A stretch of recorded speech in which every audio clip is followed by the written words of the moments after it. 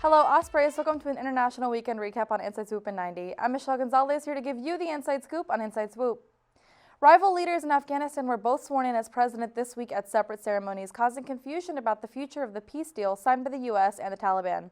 Ashraf Ghani won last September's presidential election, but his rival, Abdullah, claimed it was fraud to the Elections Complaint Commission. During the dual ceremonies, 2 rocket blasts were heard near Ghani's swearing in, causing concern for potential violence to break out in the near future. Vice President Mike Pence addressed the nation over the weekend to assure that families are safe to vacation for spring break in the midst of the COVID-19 outbreak. As concerns multiply, many fear the impact of the virus to the tourism industry, specifically Orlando, which stands as the nation's most visited tourist destination. Pence stressed that no matter if it's Disney World or cruise ships, quote, those most at risk are seniors with serious or chronic underlying health conditions. Prince Harry and Meghan Markle will make their last appearance as senior royals this week before their self-imposed exile to North America. The couple will appear at the annual Commonwealth service at Westminster Abbey with Queen Elizabeth II. Instead of waiting for the Queen's arrival and walking through the church, as other senior royals do, the Duke and Duchess of Sussex will be ushered to their seats ahead of time. A plane chartered by the U.S. government evacuated 201 Americans from Wuhan this week. All passengers passed 2 health screenings in China and 2 in Alaska, where the plane stopped to refuel. They will undergo additional health screenings once they arrive in California and will be placed in temporary housing as they finish the repatriation process. The flight crew remained isolated from the passengers for the entire flight as to ensure they would have the lowest chance of contracting the virus themselves. In the latest from the Pentagon, 50 members of the U.S. service have suffered traumatic brain injuries in Iran's missile strike earlier this month. This is the 3rd time the numbers from Washington have increased, starting with Trump's initial claim that there were no Americans harmed. They have been treated in Iraq, and 31 of the 50 have returned to active duty. Hey there, Ospreys. Welcome to another School of Communication update with CommConnect. I'm Michelle Gonzalez, here to bring you up to date on what's going on this week. There's still time to apply for 3 scholarships that will go towards the 2020-2021 academic year. The COAS Communication, Patterson, and Borowick scholarships are offering $1,500 each. Applications are due February 28 and can be completed online at unfacademicworks.com. The School of Communication is hosting its annual internship and job fair for students to meet potential employers and explore career and internship opportunities.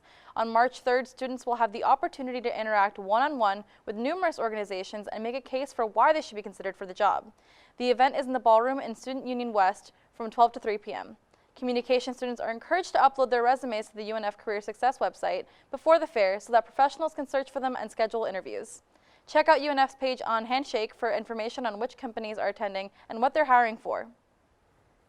That is a wrap for this week's CommConnect. For more information regarding these events and more, visit the Communication Majors page on Canvas. You can also see other events going on by visiting our Facebook page. I'm Michelle Gonzalez. Thank you for watching, and let's get communicating. Hello, Ospreys. Welcome to this week's episode of the Swoop Scoop. I'm Alex Rodriguez. And I'm Michelle Gonzalez, bringing you some news that flew under our radar this week. A man in California was sentenced to more than 5 years in prison for stalking families and survivors of the Parkland school shooting in 2018. 22-year-old Brandon Fleury was convicted by the jury in October for 3 counts of cyberstalking and 1 count of transmitting a kidnapping threat. Evidence from his trial shows he had several Instagram accounts threatening and harassing families of the victims. In some messages, he even impersonated the actual school shooter, Nicholas Cruz, who is expected to begin his trial later this year. There was testimony at the trial that Fleury is on the autism spectrum, but several mental health experts say he does understand right from wrong. It's crazy to think about how many things this virus is affecting and how quickly it's spreading.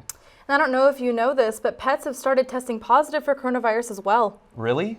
That's right. Hong Kong's Agriculture, Fisheries, and Conservation Department announced that a quarantined dog has tested positive on at least 3 separate occasions. But don't worry, a spokesman for the department said, quote, there is currently no evidence that pet animals can be a source of infection for COVID-19 or that they can become sick. In fact, the dog had such a low level of infection that the World Organization for Animal Health agrees that it was likely a case of human-to-animal transmission. That being said, the department still suggests that you should put your pets in quarantine if you or someone in your household has tested positive for the virus.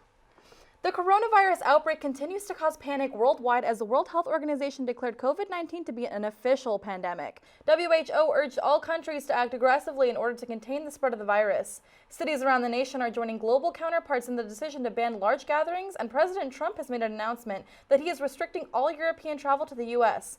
Even those here at the University of North Florida are feeling the effects as classes have moved online until further notice. WHO's chief Tedros Ghebreyesus is hopeful that, quote, we can still change the course of this pandemic, Now let's see how the virus is affecting athletics. Here's Lauren Paradise with your Swoop Scoop Sports. Take it away, Lauren. Last Wednesday, 2 U.S. troops and 1 British service member were killed when 18 rockets were launched at a military base in Iraq. The attack came the same day President Trump was barred from launching a military attack against Iran without explicit permission from Congress.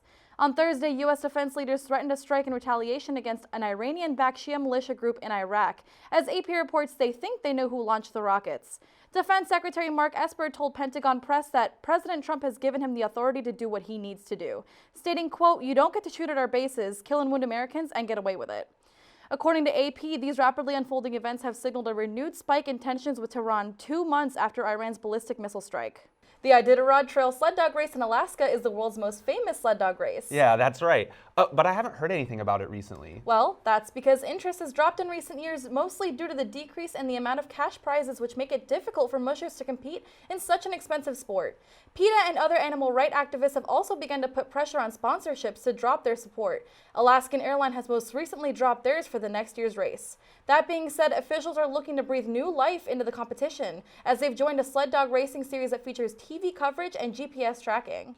Let's not forget that they've also added a betting element for the first time this year, and that they plan to make some sort of fantasy application for future races. Iditarod CEO stated, quote, "Like many sports, we are in a race for relevance." And the mushers are currently in the race to win. The race began last Sunday, and with nearly 1,000 miles to cover, we expect a winner to cross the finish line sometime this week in Nome, Alaska.